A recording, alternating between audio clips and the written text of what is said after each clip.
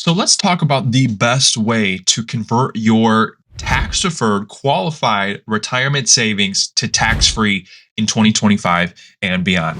My name is Kyle Demian with the Wealth Academy, and I am having these type of Roth conversion conversations with prospects nearly every day, talking about how to turn their surplus qualified retirement savings into tax free retirement savings. So, with that, first we're going to talk about a couple of just suitability factors that we follow to make sure that first and foremost a Roth conversion is even best for you, because most people fear what we call the tax boogeyman, which is thinking and believing that taxes above all else and all other retirement problems should be solved first and foremost.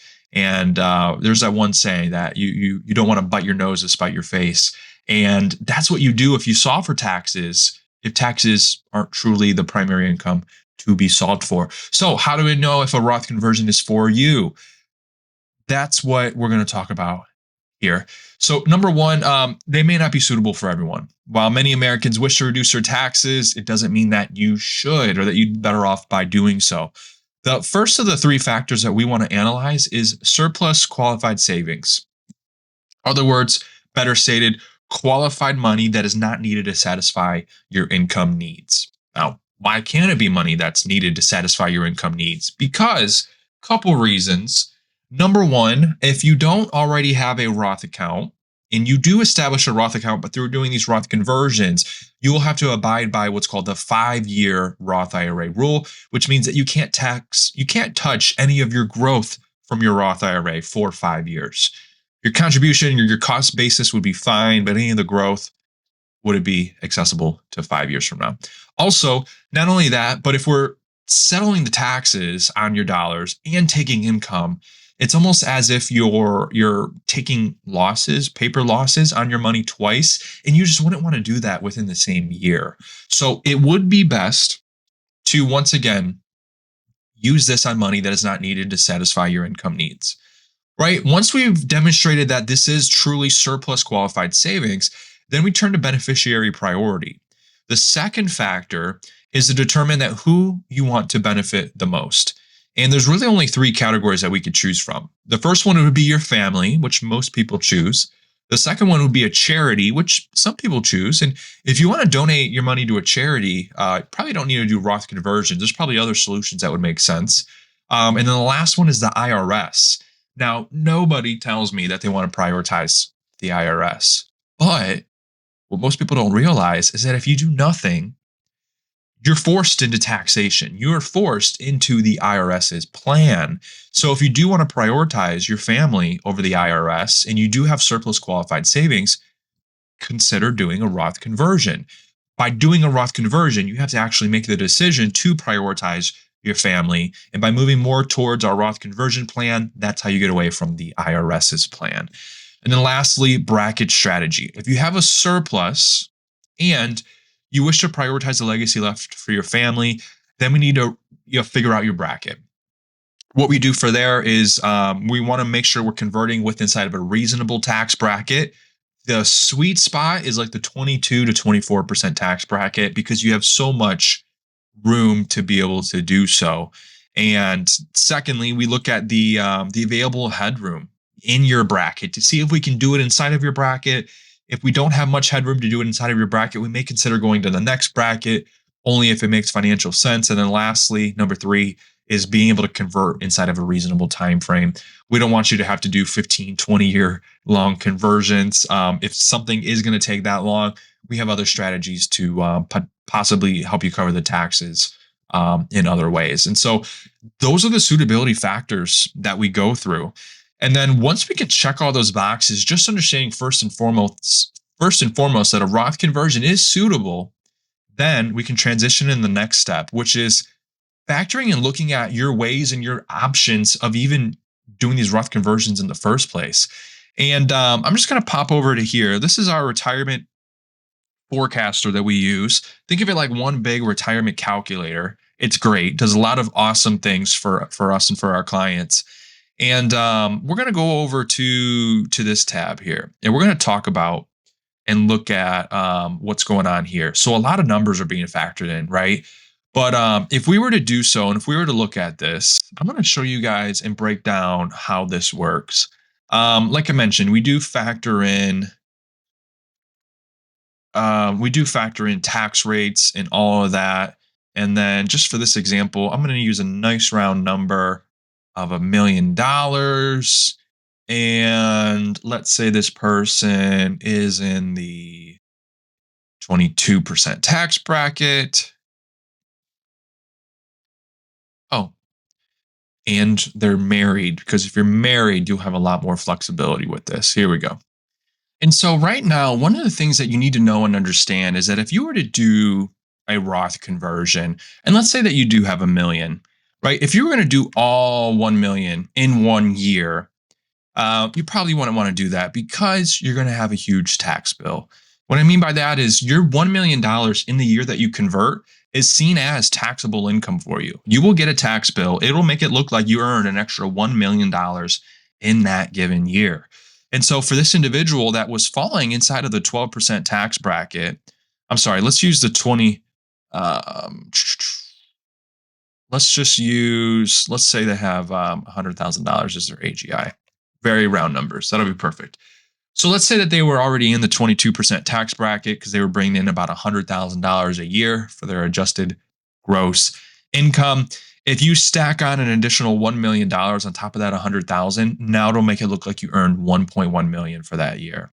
And so if you try to do a Roth conversion all inside of 1 year, you can see here your tax bill that you'd be responsible for would be $319,000. And so you only have 680 inside of your Roth after that first year. That's crazy, right? Nobody does this, right? And they don't do it because of that purpose and because of that reason. So what's another strategy? Okay, you start to break up the tax bill. You do it over the course of a few different years. You do it over the course of a few years. And the reason being, can you see how just by me doing that, making that one switch, this shows the total taxes paid with 319,000. If we do it over the course of 4 years, congratulations, we just saved you $80,000 in taxes. It went down to 231. Right. And this is doing it in an environment where there's no growth, just simply factoring in for what are the taxes. Right. So this would be like if you did it from a cash account or something. But this would be the total taxes you would pay. And therefore, when you're done converting to tax free, you'd have about 768,000. So congratulations. How does doing a Roth conversion feel if you're starting off with $1 million and by the time you're finished, it's at 768,000? Not very good. Not very many people would want to do that. Now, here's what we do for our clients that's a little bit different. Right now, at the time of this recording, which is July 2025, we find ourselves in a high interest rate environment, which is really, really good for safe money options. It's the exact same reason why CDs right now, certificates of deposits at most banks, are paying about 4%. Same reason why high yield savings accounts right now are about 4.5%, 3.25%, somewhere like that. It's because the interest rate environment is high. It's the same exact reason why 4 or 5 years ago, nobody was talking about high yield savings accounts. Nobody was talking about CDs because the rate environment was low, right? So what is another retirement account that is great when high interest rate environments are high? And that is annuities, specifically fixed indexed annuities. Now, these are not the annuities that give you a guaranteed paycheck for life. They can, but it's not what we're using it for. We're using this fixed index annuity for the purpose of safe accumulation and because of the fact that it can come with an upfront bonus. Now, depending on what state you live in, you could have anywhere from a 15 to maybe a 20, 22% bonus currently. And we use that bonus to offset and to pay your taxes for you upon doing the Roth conversions. Now, a couple things to note. Not all annuity companies are the same. Not all annuity companies even give you a bonus, and not all annuity companies allow for Roth conversions. So we're using an annuity company that can check those three boxes. And when we do so, and if we just average about a 5% rate of return over time, which is very conservative, annuities can average anywhere between maybe 5 to 8% returns annually. We're talking about what if we just earned 5? And you can see here that by starting with 1 million and you have a 20% upfront bonus, you're getting $200,000 right from the start. That's going to help you offset and overcome these taxes, right? From there, you're starting with 1.2. And if you have a 5% growth rate after 1 year, you'd be at $1.26 million. Now, if we tell, the annuity company, hey, we want to convert 250,000 of that. Now, in that given tax year, it's going to make it look like you earned an additional $250,000 of income. So we have to factor for the taxes, and we are. Your tax bill that would be due would be $57,000. Now, from inside of this account, we can withhold the taxes internally and do what we call a net conversion. And so at the end of the first year, you'd have $192,000 in your Roth account while still having 1.01 million still in your qualified balance. Okay. Another year goes by, you have 5% growth. You're just over 1 million becomes about 1,060,000. And then we would tell them, hey, we want to convert another 250,000 of that and make it tax free. Now your new qualified balance goes from, 1.06 to 810,000. We got to pay the $57,000 of taxes that'll be due now in this 250,000. And so now your new Roth account value is at 393. That qualified balance will have another year go by where maybe we get 5% growth. We're at 851 and we repeat the process. 250 gets converted. We pay $57,000 of taxes from that money. So the remaining, 193 is transferred over here. And our Roth amount continues to build until this math shows it would take about 6 years to convert this 1 million. For this example of this gentleman being 61 years old, it would take 6 years to fully convert his $1 million over to tax free. Now, here's why we would have done it inside of indexed annuity. He would have paid $325,000 of taxes over the 6 years. And his account balance is up $236,000 from where we started at. He's up 23% while converting strategically internally inside of this account without him having to stroke a check to the IRS from anywhere else. Now, it could make more sense to pay the taxes externally. Maybe we'll talk about that in another video. In this video, we're simply just going to talk about which is what my opinion is the best way to convert to tax-free in 2025, which, by the way, this video is intended for education and is not financial advice to buy, sell, or trade any securities, right? So with that, this is the power in doing so and in doing that.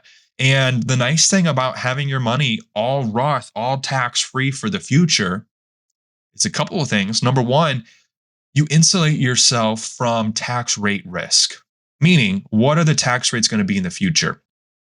We don't know.